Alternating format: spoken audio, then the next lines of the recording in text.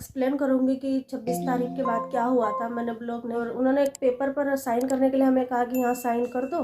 क्या है कि हम शुरू में ही प्राइवेट में लेकर नहीं गए। उस समय हमें ज़रूरी नहीं कि लोग पैसे से इंसान की मदद करें।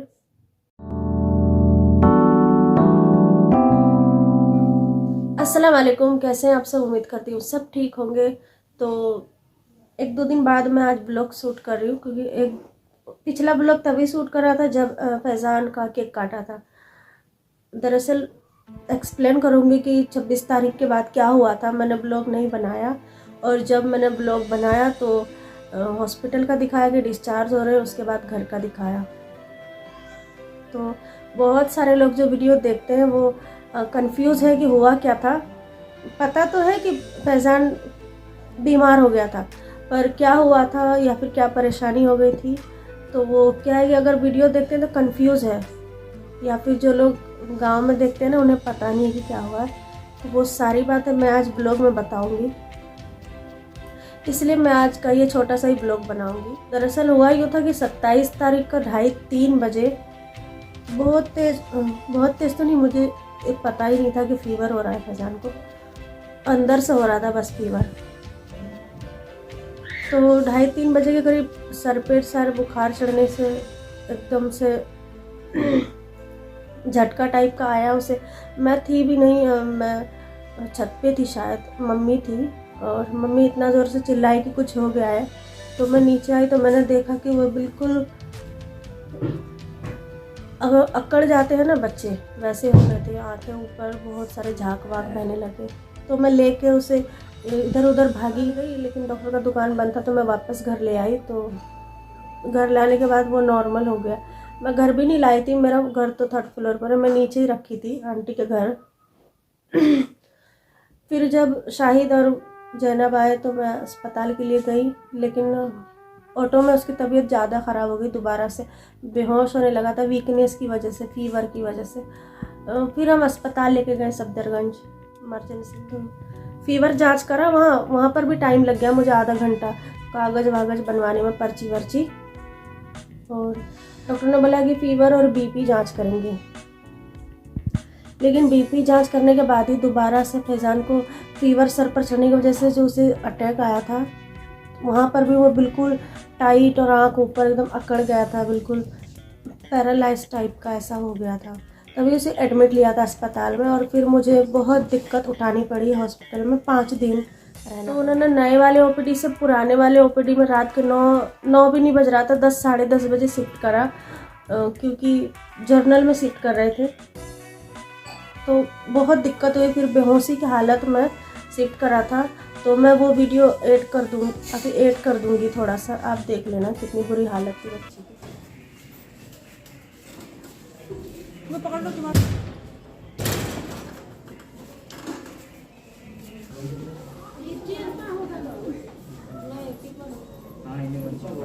उसके बाद जब हम पुराने वाले वार्ड में शिफ्ट हुए तो 5 दिन के अंदर में 5 से 6 बार उन्होंने शिफ्ट करा, यहाँ से वहाँ, वहाँ से वहाँ, यहाँ से वहाँ।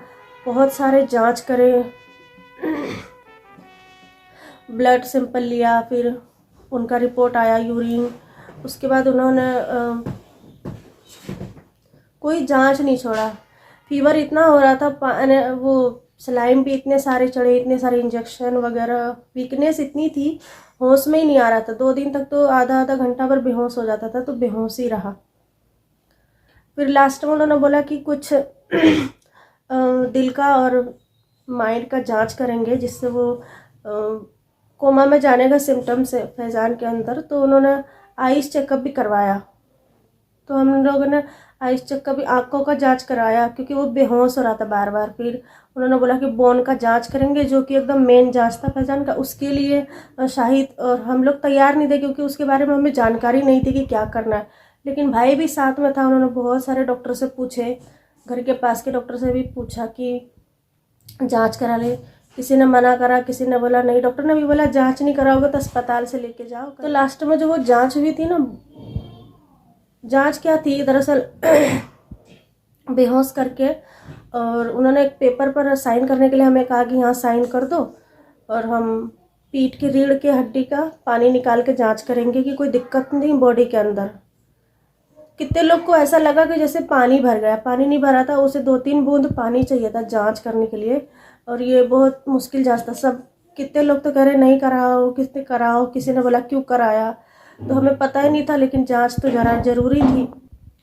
पर जांच का रिपोर्ट 2-3 घंटे नहीं, 1 दिन बाद आया था। तो उन्होंने बोला कि आइस चेकअप में भी बोला नॉर्मल है, हार्ट या फिर दिमाग का भी जांच कराया तो कहा नॉर्मल है, कुछ भी प्रॉब्लम नहीं है। बोन जांच में भी सारी चीज़ क्लियर कर दिया। फिर उन्होंने बोला कि फीवर फोकस करेंगे 3 दिन, अब बुखार नहीं आया तो डिस्चार्ज कर देंगे। तो 3 दिन बुखार नहीं आया तो उन्होंने डिस्चार्ज कर दिया। डिस्चार्ज का तो मैं ब्लॉग आपको दिखाई चुकी थी, लेकिन उन्होंने फिर अभी फैजान का 2 टेस्ट लिख के हमें भेज दिया था घर। जैसे एक MRI चेकअप होना है बस, बाकी तो अभी वो नॉर्मल है घर में। वहाँ पर ज़्यादा परेशान हो रहा था क्योंकि डर रहा था इतने सारे बच्चों के बीच और इतने सारी प्रॉब्लम, दवाई मेडिसिन, खाना भी ठीक क्या खाता वो बुखार में। अभी घर में ठीक है, तो बस यही था। कितने लोग को पता था, कितने लोग को नहीं था, लेकिन अस्पताल में जब 5 दिन हम रहे ना, शिफ्ट हुए इधर उधर, बहुत दिक्कत हुई, बहुत ज़्यादा। क्या है कि हम शुरू में ही प्राइवेट में लेकर नहीं गए। उस समय हमें लगा कि जांच करा लेते हैं, एक बार हुआ, दूसरी बार हो गया तो, लेकिन हम वहाँ गए थे तो फिर हम प्राइवेट में जा नहीं पाए, क्योंकि प्राइवेट में जाने के लिए मुझे वहाँ पेपर बनाना पड़ता था और साइन करना पड़ता था कि हम यहाँ से जा रहे हैं। तो उन लोगों ने बोला कि जाओगे तो अब दोबारा नहीं आ सकते, लेकिन हमने कहा कि नहीं, अब यहीं पे करा लेते हैं। तो ये दिक्कत हुई थी। और दिक्कत ये हुई थी कि जो उसका मेन जांच हुआ था ना, पीठ का, रीढ़ का, उसकी वजह से चलने में उसे बहुत दिक्कत हो रही थी। अस्पताल में ही वो चलना तो दूर, खड़ा भी नहीं हो पा रहा था। तो हमें लगा कि शायद दिक्कत हो जाएगी, लेकिन ठीक हो गया। डॉक्टर ने एंटीबायोटिक वगैरह दिया, कुछ मेडिसिन लिखा घर के लिए। मेडिसिन भी ज़्यादा नहीं लिखा, 2-3-250 रुपये का दवाई है, एक पीने का दवाई और एक गोली है बस। बाकी तो डॉक्टर ने ये भी कहा कि फैज़ान एकदम नॉर्मल है, इन्फेक्शन तक नहीं है उसके अंदर, और 3-4 दिन में डिस्चार्ज कर दिया। नहीं तो बाकी बच्चों में जब वो कह रहे थे कि जांच करते थे इतनी सारी कुछ ना कुछ बीमारी निकल जाती है, क्योंकि आजकल इतने बीमारी फैले हुए हैं, इन्फेक्शन है, तो ऐसा तो कुछ भी नहीं है। तो मैं भी बोलूँगी कि किसी के भी औलाद को कोई बीमारी ना हो, और आप लोग भी दुआ करें कि किसी के भी बच्चों को कोई दिक्कत ना हो। ऐसा नहीं कि हम ध्यान नहीं रखते, कहीं जाना आना होता नहीं, घर में रहते हैं बस। ठंडा मौसम है तो फैज़ान का वैसे भी तासीर पहले से बहुत ठंडा है, जब भी थोड़ी सी भी सर्दी उसे लगती है तो फसली चलने लगती है।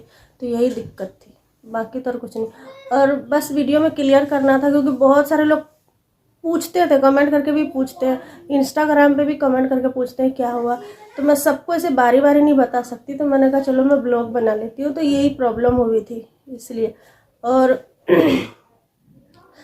26 तारीख के बाद ब्लॉग इसलिए मैं नहीं बनाया क्योंकि ऐसी हालत में वीडियो कौन बनाता है, ये तो नामुमकिन बात थी, इसलिए हमने नहीं बनाया था। तो ये वीडियो में आज यही क्लियर करनी थी। बाकी तो आप लोग को इसमें ब्लॉग देख कर तो समझ आ गया होगा मैंने क्या बताया है। तो यही था, इसके बाद शायद मैं नॉर्मल ब्लॉग बनाऊँ, क्योंकि इस टॉपिक पर बहुत ज़्यादा बात कर चुके हैं, बीमार, तो अब मैं कोई बात नहीं करने वाली हूँ बस।